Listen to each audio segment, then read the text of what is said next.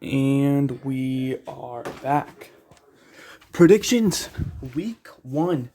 We're back to the regular season. It's been a long time since we've had legit football. No backups. All the starters are going in now. We're finally back. In the final preseason game, I ended up going 13-2-1. With the games I got wrong being the Giants, Jets, and the Chargers, Cowboys. And then the 49ers, Raiders tied. And if a team ties, I count that as a tie, not a loss. And that put my total up to 28-20-1. I was not having a good preseason until that. I was 15-18 now, and look at that. But going into week 1, we do have all 16 teams playing. And starting out Thursday, September 5th, 8:20 p.m. All games are in Eastern Time, by the way. The Baltimore Ravens against the Kansas City Chiefs. Now, this is probably the best possible way to start a regular season,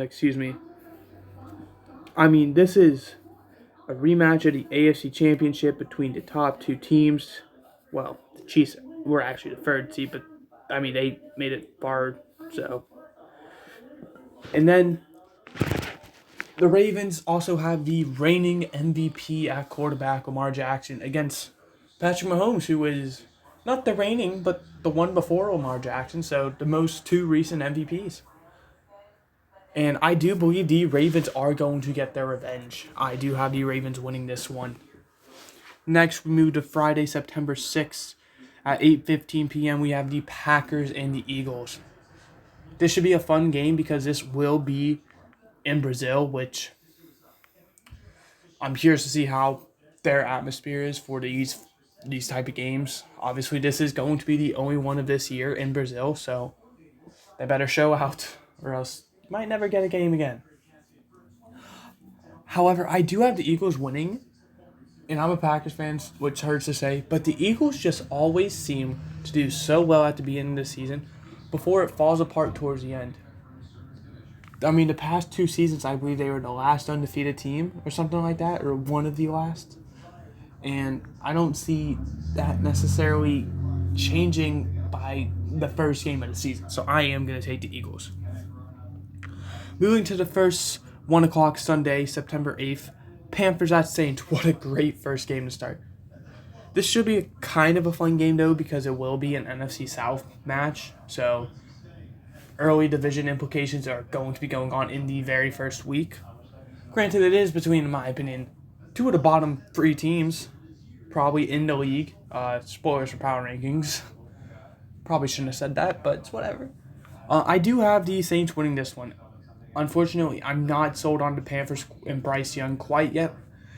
And I'd much rather have Derek Carr as my quarterback than Bryce Young at the moment. Vikings-Giants, this is going to be either one of the best games of the week or one of the worst games of the week. You have the Vikings, who will have more than likely Sam Darnold as their starting quarterback, and the Giants, who more than likely will have Daniel Jones as their starting quarterback. Shouldn't be very fun. These are 2 teams who are projected to finish, I believe, bottom 10 in the league. And I'm going to give this one to the Giants because it is in the Giants, wherever they play. New Jersey, I can't remember what the city's called, I'm sorry. If it was played in Minnesota, I would go with the Vikings, but it's not. Next, we have Patriots and Bengals. This could be a fun game because I feel like these 2 teams have a decent bit of history within the past few years. They seem to play each other a decent amount. However, it's kind of not been that entertaining. I feel like the past few times they've played. And I'm going to give this one to the Bengals because of how bad this Patriots team is probably going to do. And the Bengals, I mean, they do have a history of being horrible the first few games of the year with Joe Burrow as their quarterback. However, I find it very hard to do that when you're playing against the Patriots. So don't mess this one up. Next we have the Steelers and the Falcons. The Steelers, at the moment, are rolling with Russell Wilson as their starting quarterback. I don't know if that is still the plan or if they've already changed. I don't think they have, but I mean, I really like the Steelers odds for some reason. I'm really just compelled to pick the Steelers, and I'm going to pick them because of that. I don't know why, but I'm just gonna pick the Steelers. The Falcons are most definitely the better team in probably every single aspect, except defensive line. But I don't know why. I'm just compelled to pick the Steelers. They're gonna pull the upset. Texans and Colts. This should be a fun game. Once again, an AFC South division game. Going to have a lot of, implications for the divisions and possibly even the playoffs when you look at both of these two teams and where I believe they will finish. I think this will be one of the better games of the week. This could also be the best game of the week. These are two teams who have bad blood against each other when you think of last year where in the final regular season game, a winner makes the playoffs, a loser goes home. The Texans end up winning that game. You could be looking at the Colts trying to get their revenge. However, I do have the Texans winning this one. Even though Anthony Richardson is returning, I don't think he's going to be that saving grace the Colts were looking for yet. I mean, give him some time. He's not going to bounce back from an injury and be Patrick Mahomes. Or at least I don't think he will be. Maybe who knows. The Cardinals and the Bills. I really like this game. I know the Cardinals are projected to do really bad, while the Bills are projected to do really good. However, these two teams have had one of the most famous plays ever in the Hail Mary happen in recent years. I don't know if that was the last time they played each other. That's the last time I remember, or at least the last one that mattered. This will be, a few guys' debuts, Marvin Harrison specifically. And I believe this Kyler Murray will be back for his first full season. However, I will be taking the Bills because they're the Bills, and I will be taking them as my lock of the week. So, while we're here, what the lock of the week is every single week I will pick one team only, to win the game. The only catch is I'm only allowed to pick that team once. So with me picking the Bills already in week 1, I am not allowed to pick them again this season. They're already done. Does not matter if they lose. I have picked the Bills. So I'm stuck with them. And I will do this every week until the playoffs. So I'll have 18 picks, 18 teams that get chosen. And basically, it's kind of a strategy because, yes, there are good teams. Yes, there are bad teams. However, do I want to burn through all the good teams or do I want to kind of save them for those games or those weeks where there are a bunch of good teams and a bunch of bad teams playing each other?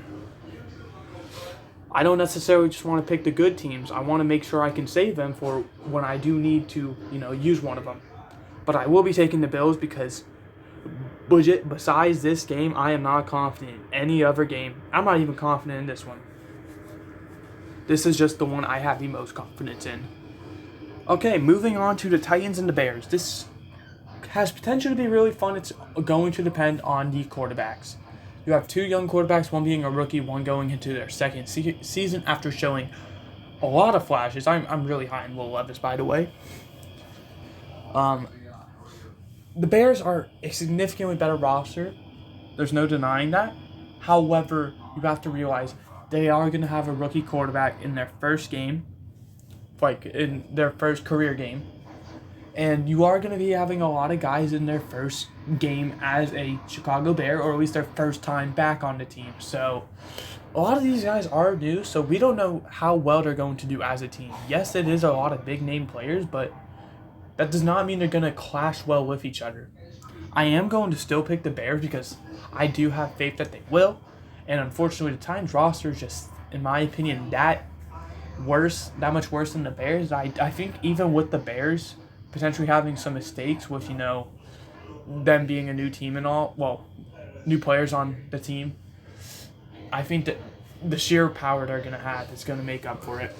And you also have to remember that the Titans do have a new head coach as well. So I do feel like that would most definitely help, even it out.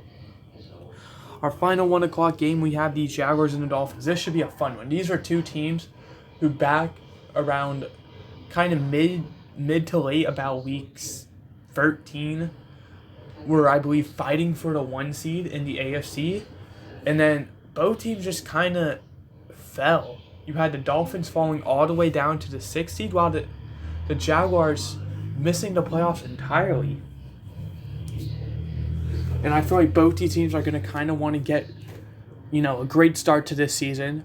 So that way, hopefully they'll do good enough to where even if they do have a fall, it won't necessarily affect them enough to where they might lose a spot or two because of that.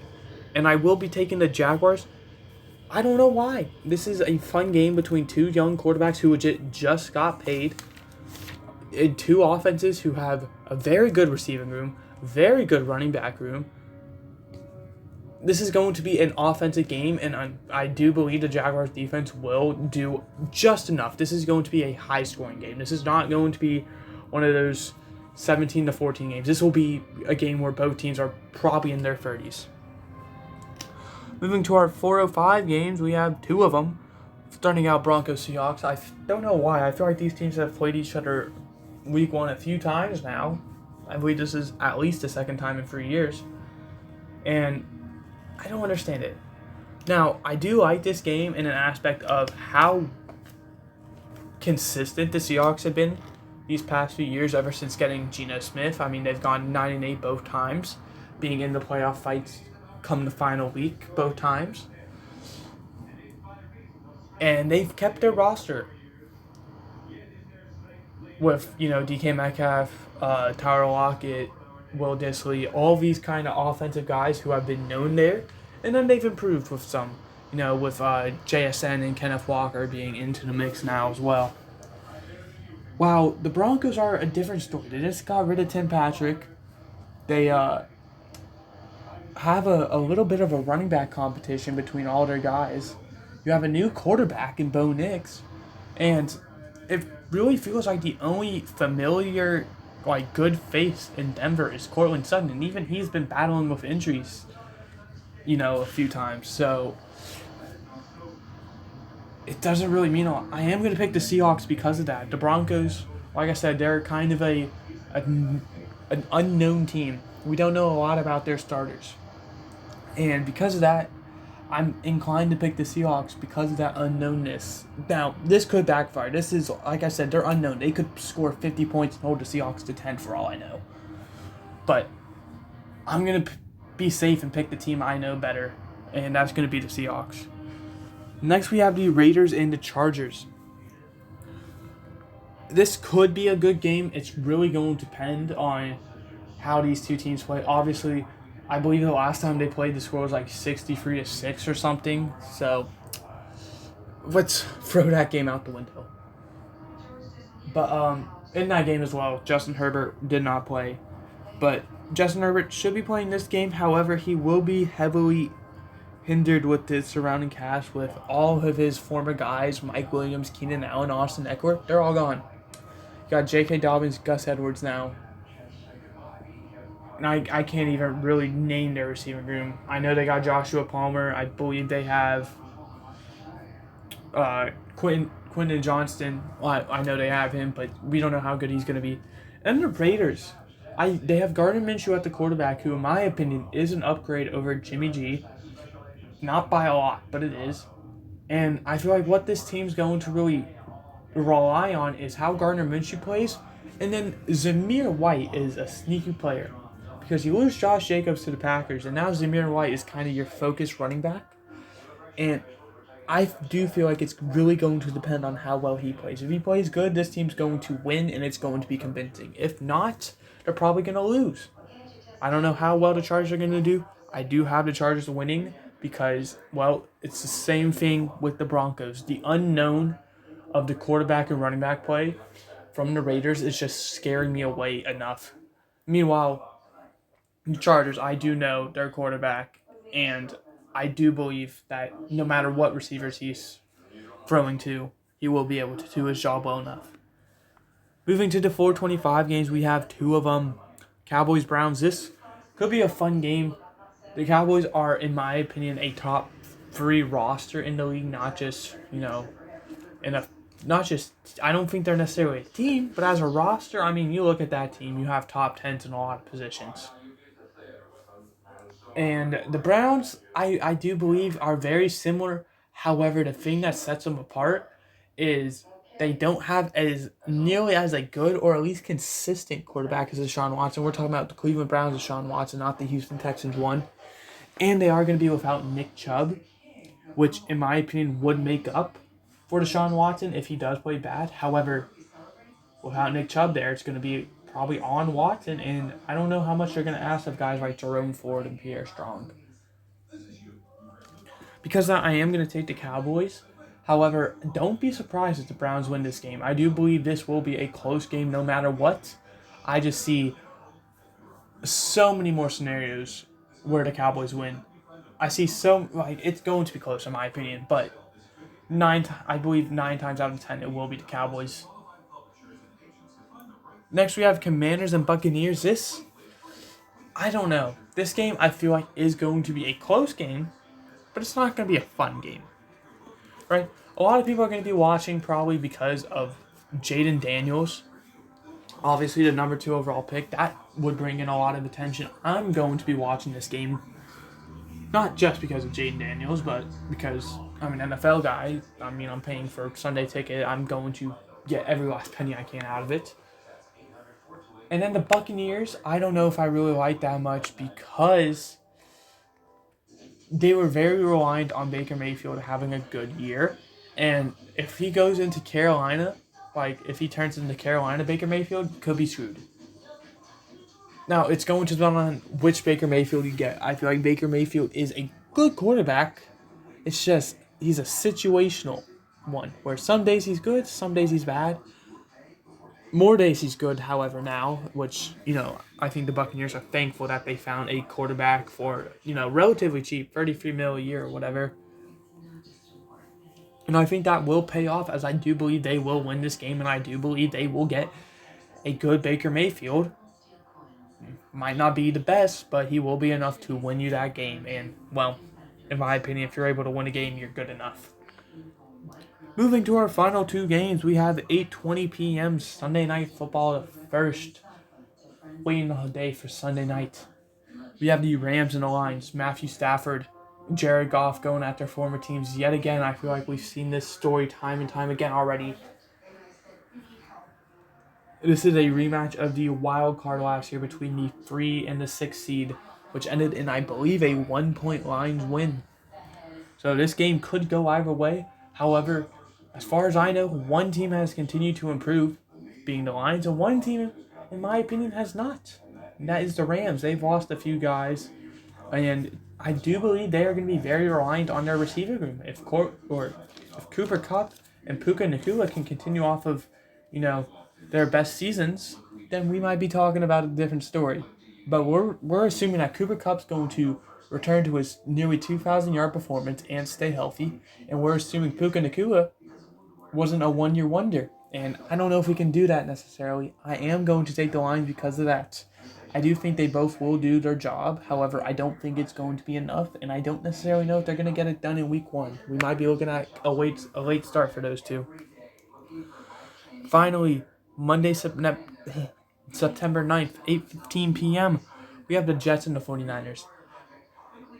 This will be the second time Aaron Rodgers is going against Leonard Floyd in week 1 that I know of. Could be multiple times. The man who injured him for this whole season last year. And hopefully Aaron Rodgers is able to play more than one game this season. And when we think of the 49ers, obviously they got Brandon Ayuk back. I don't think he's going to be very productive this first game. I think he's going to have kind of a Deshaun Watson situation, except less long term, where he's going to be rusty. He's not going to be as good as he once was because of his holdout. I think that's going to affect him.